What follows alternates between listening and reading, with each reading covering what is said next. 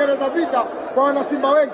Wanasimba wote mliokuwa nje, mkutano umeenda kiuni. Tuambizane ukweli, nichukie.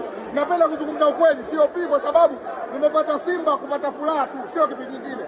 Mkutano wa leo, mkutano wa kiuni, kwa atakayekubali, atakayekataa atajua mwenyewe. Ila niwaambie, baada ya hoja watu wa kamati kusoma, wanachama tungeulizwa tumeridhia au hatujaridhia, lakini wamevunja kikao, kwa sababu wamepika ubwabwa. Hatuli ubwabwa wao, na tunachohitaji mafanikio ya Simba. Tuwaambie tu, hawawezi kuendesha klabu yetu kiuni, hawawezi kuendesha klabu yetu kiuni, hawawezi kuendesha klabu yetu kiuni.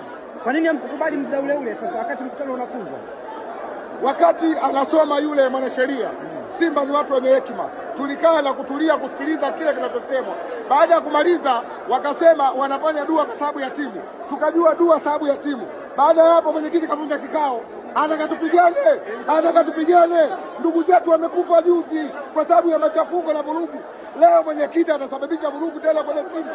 Serikali, mwangalieni huyu mtu, sio mtu sahihi kwenye klabu yetu, kwa sababu alichokifanya leo watu wamepaniki. Atakayetokea vurugu nyingine, mlimchagua wenyewe, lakini tumemchagua ili atuongoze, hatujamchagua ili mradi atuadhibu anachokifanya.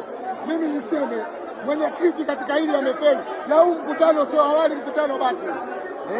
Mkutano sio halali, mkutano batili.